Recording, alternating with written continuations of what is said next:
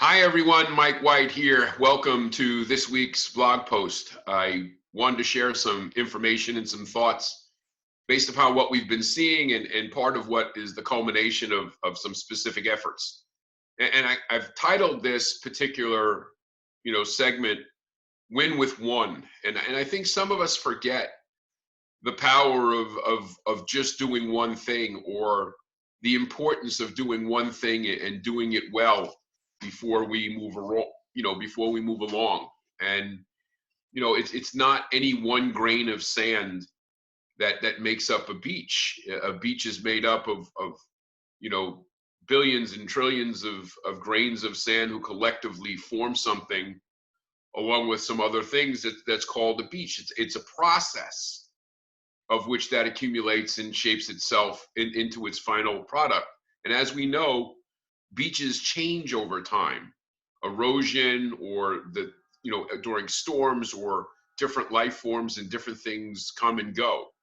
And so is such with what I consider our business practice. I think without understanding that it's one thing at a time, and if you don't start and focus on that one thing and add to it, doing one thing at a time, doing it perfectly before you go on, you're never going to end up with what it is that you envision, or the final picture may end up being far greater than what you ever imagined.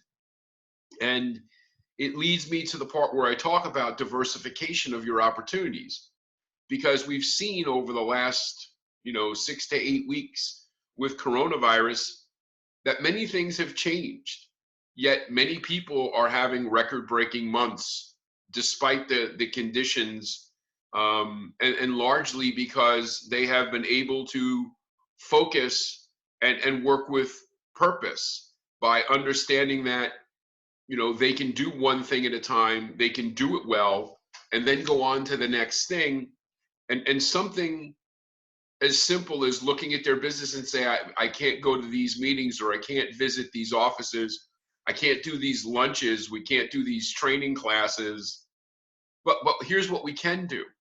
We can pick up the phone and we can talk to our people. We can explain to people what is going on and why. And the importance of that is that the power comes in the duplication of being correct and being complete.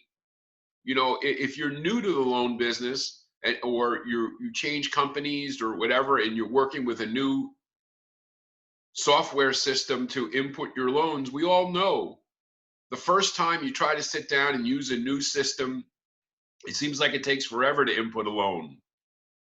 But you learn how to do it correctly. You do it one at a time. You repeat the process over and over again. And what used to take, an hour or longer to try to figure out, now takes 5 or 10 or 20 minutes to do. See, the speed comes, the advantage comes through repetition of doing something correctly. And for many loan officers, they don't realize that trying to get things done quickly as opposed to correctly is their nemesis. How many loan officers skip the details or make assumptions during the course of a loan, only to have to run around toward the end of the loan and cover all the bases that they should have covered in the very beginning? The reality of it is if you do things correctly and completely up front, a certain amount of speed will come. And all the speed in the world will not make a bad file a good one. So understand that it's not about working quickly. It's about working consistently. It's about working correctly. And the same thing holds true with our referral partners and building relationships. So many people worry about trying to please everybody, that they're concerned about the number of relationships. They're worried about the number of leads that they generate. And they don't really take into consideration that it's not about the numbers at the top of your sales funnel. It's about the numbers at the bottom of your sales funnel. How many loans have we closed? What was the dollar volume of that business? Who are the relationships that I can count on? And many of us from across the country are starting to realize now, all the marketing dollars, all the advertising, all the desk rentals, all of the leads they got per means absolutely nothing, because all of those things have not been able to be used, or most of them are limited because of what happened in the marketplace. Not as many people were looking, not as many people were active. Most of the meetings couldn't take place. Nobody was sitting inside of real estate offices.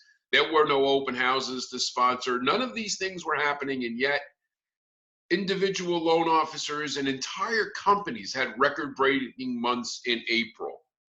So I get that this is a challenging time, but the reality of it is the opportunities are out there if you pay attention to what they are and realize that the people who were just picking up the phone and checking on their clients, the people who were picking up the phone and checking on the referral partners, the people that were learning how to do or shooting the videos talking about as big an issue as forbearance, making those phone calls, having conversations with people, hopefully helping them understand that going into forbearance thinking it was free money was a huge mistake. The point is, I've got some people who were bored and sitting home because they couldn't do many things. But then they learned, I can start a YouTube channel. I learned how to create my own videos. They started to build out their library of frequently asked questions, their tutorials. They also learned to go to their referral partners and talk about things like credit, doing an interview with their credit counselor, doing an interview with their accountant about the tax ramifications, talking to an attorney about what your liabilities may be in both your business or in going into forbearance, talking to attorneys about what may be the other side of the coin, whether you have a small business or potentially the rise in the number of births that'll happen in December through February, or unfortunately the rise in number of divorce filings that are going to happen in July through October. You see, if a year ago I would have told you that we were going to have this pandemic, if a year ago I would have told you that we were going to deal with the fluctuations in the mortgage market, the bond market, dealing with things like, people thinking about forbearance and that impact, the change in what was going to happen to people with credit scores under 700. If I would have told you all of those things were going to happen, A, you wouldn't have believed me, and B, you wouldn't have even thought for a second that April of 2020 would have been a record-breaking month for so many people. And it all starts with doing one thing at a time and doing it perfectly, and then moving on to the next thing and being satisfied with that job well done. And talking to the people that you need to talk to, because the ones that respond are the people who are generally interested in what it is that you're doing and the value that you bring. So once again, we've talked about what this is that's been happening. We've talked about the strategies and potential solutions for people. And now it's up to you to realize that we're starting to come out of what this is. People are going to be getting back to work. The market is going to pick up.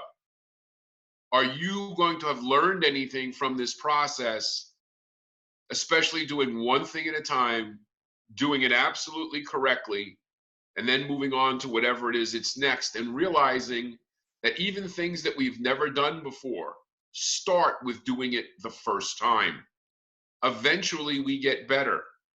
So I am hopeful that you take this message and you use it. I want to let you know I'm here to help you. I'll be happy to work through this. You've seen the things on the website that we've talked about. All the tools are here. And as always, it's Mike@imtcoaching.com. We look forward to speaking to you again next week. Take care.